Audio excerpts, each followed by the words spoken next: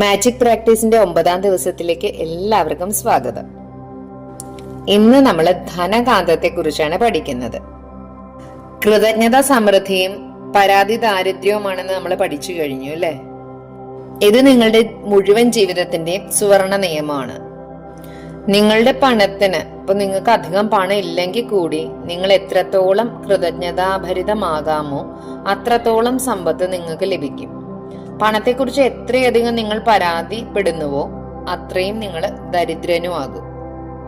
ഇന്ന് നമ്മള് ഭൂരിഭാഗം ആളുകളും അനുഭവിക്കുന്ന പണത്തെ പറ്റിയുള്ള പരാതി, അതിന്റെ വലിയ കാരണങ്ങൾ ഒന്നിനെ കൃതജ്ഞതയുടെ വഴിയിലേക്ക് കൊണ്ടുവരാൻ പോവുക.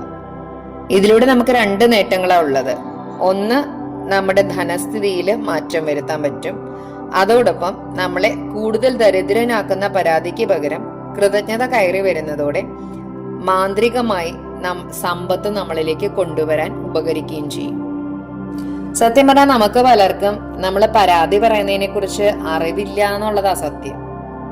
പണമില്ലാതെ വരുമ്പോ നമ്മൾ പോലും അറിയാതെയാ നമ്മൾ പരാതി പറയുക, ശരിയല്ലേ?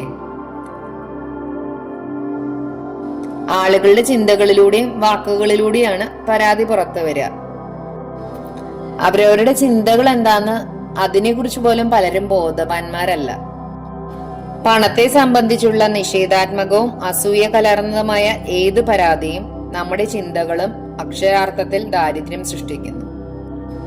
ശരിക്കും പറഞ്ഞാൽ എപ്പോഴാണോ കൂടുതൽ നമുക്ക് പണം നൽകേണ്ടി വരിക അപ്പോഴാണ് നമ്മൾ കൂടുതൽ പരാതിപ്പെടുക അല്ലേ? നമ്മുടെ കയ്യിൽ പൈസ ഇല്ലെങ്കിൽ നമുക്ക് ബില്ല് അടയ്ക്കാനൊക്കെ നന്നായിട്ട് ബുദ്ധിമുട്ടായിരിക്കും. അപ്പോൾ നമുക്ക് അടയ്ക്കാനുള്ള പണത്തിൽ കൂടുതലായി ബില്ലുകൾ വരുന്നതായിട്ട് കാണാനും പറ്റും. അപ്പൊ നമ്മൾ ഈ ബില്ലുകളെ കുറിച്ച് നമ്മൾ പരാതി പറയുകയാണെങ്കിൽ ശരിക്കും നമ്മൾ എന്തിനെ കുറിച്ചാണ് പരാതി പറയുന്നത്? പണത്തെ കുറിച്ച് തന്നെയാ പരാതി പറയുന്നത്. ഈ പരാതി നമ്മളെ വീണ്ടും എവിടെ നിലനിർത്തും? ദാരിദ്ര്യത്തിൽ തന്നെ നിലനിർത്തും അല്ലേ? ഇതിൽ നിന്ന് രക്ഷപ്പെടണ്ടേ നമുക്ക്?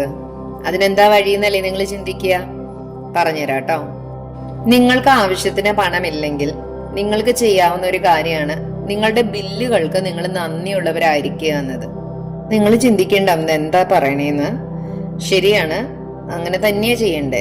അതായത് നിങ്ങളുടെ ജീവിതത്തിൽ കൂടുതൽ പണം ഉണ്ടാകേണ്ടതിന് നിങ്ങൾ ചെയ്യേണ്ട ഒരു കാര്യമാണ്, അതായത് നമ്മുടെ സമ്പന്നമായ ജീവിതത്തിന് പണം കൊണ്ട് ചെയ്യാവുന്ന എല്ലാറ്റിനോടും നമ്മൾ നന്ദിയുള്ളവരായിരിക്കണം.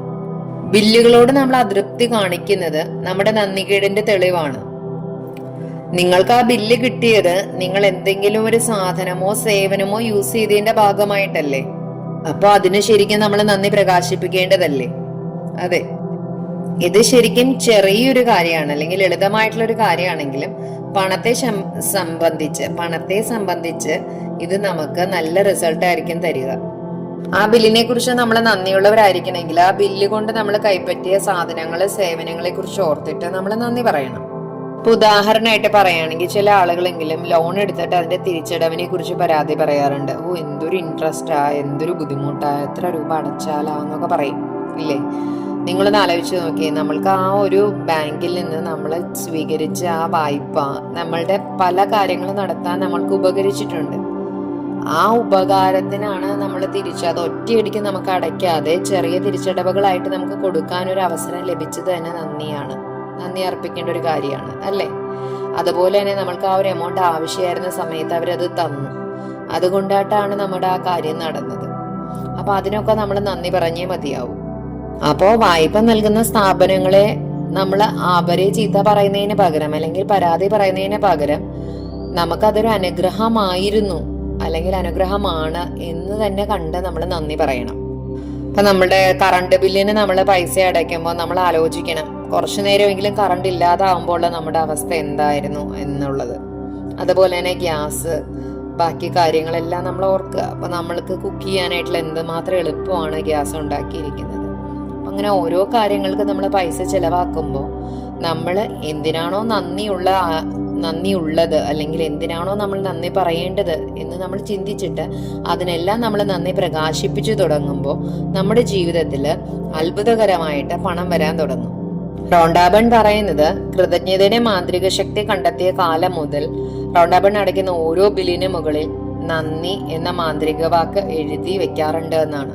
ഒരു ബില്ല് പോലും അത് എഴുതാതെ വിട്ടിട്ടില്ല. ഇപ്പൊ റോണ്ടാബേണിന് ബില്ലടിക്കാൻ പൈസ ഇല്ലാതിരുന്ന കാലത്തും റോണ്ടാബേൺ ഇങ്ങനെ തന്നെ ചെയ്തിട്ടുണ്ട് എന്നാണ് പറയുന്നത്. ബില്ലിന് മുകളില് പണത്തിന് നന്ദി എന്ന് എഴുതി വെക്കും. ബില്ല് അടച്ചു കഴിയുമ്പോ നന്ദി അടച്ചു എന്നും എഴുതി ചേർക്കും. നമുക്കും പരീക്ഷിക്കാവുന്ന ഒരു കാര്യമാണ് അല്ലെ. നമ്മുടെ ബില്ലുകളെല്ലാം എടുത്ത് സൂക്ഷിച്ചു വെക്കുക. എന്നിട്ട് അതിന്റെ പുറകില് നമുക്ക് എഴുതി വെക്കുക അല്ലെ, നന്ദി, ഈ ബില്ല് അടയ്ക്കാനുള്ള പണത്തിന് നന്ദി. അത് അടച്ചു കഴിയുമ്പോൾ നന്ദി അടച്ചു എന്ന് എഴുതി വെക്കാമല്ലോ. വളരെ നല്ലൊരു കാര്യമല്ലേ. ഇന്നത്തെ നിങ്ങളുടെ പ്രാക്ടീസും അത് തന്നെയാണ്. അതായത് നിങ്ങളുടെ അടയ്ക്കാത്ത ബില്ലുകൾ എല്ലാം നിങ്ങൾ എടുത്തു വെക്കുക. എന്നിട്ട് അതിന്റെ പുറകിൽ നിങ്ങൾ എഴുതുക പണത്തിന് നന്ദി എന്ന ബില്ലിന് കുറുകെ എഴുതി വെക്കുക. എന്നിട്ട് നമ്മൾ കൃതജ്ഞതയുടെ മാന്ത്രിക ശക്തി പ്രയോഗിക്കുക. നമുക്ക് പണം ഉണ്ടായാലും ഇല്ലെങ്കിലും ബില്ലടയ്ക്കാനുള്ള പണത്തിന് നന്ദി എന്ന് നമ്മൾ നന്ദിയോടെ നമ്മുടെ ആത്മാവിലെ ശരീരത്തിൽ ഉൾക്കൊണ്ട് പറയുക. ബില്ലുകളിൽ അധികവും നമുക്ക് കിട്ടുന്നതും കൊടുക്കുന്നതും ഓൺലൈൻ വഴിയായിരിക്കും. അപ്പൊ ഓൺലൈൻ ബില്ലുകൾ ലഭിക്കുമ്പോൾ നമുക്ക് ചെയ്യാനുള്ള ഒരു കാര്യം എന്താന്ന് വെച്ചാല് അതിന്റെ സബ്ജക്ട് ലൈനിൽ നമുക്ക് വലിയ അക്ഷരത്തിൽ പണത്തിന് നന്ദി എന്ന് എഴുതി വെക്കാം. ഇനി മുൻകാലങ്ങളിൽ നമ്മൾ അടച്ച ബില്ലുകൾ നമ്മുടെ കയ്യിൽ ഇരിപ്പുണ്ടെങ്കിൽ അതെടുത്തിട്ട് നന്ദി അടച്ചു എന്ന് നമുക്ക് എഴുതി വെക്കാം. അതൊരു പ്രാക്ടീസ് ആണ് നമ്മുടെ.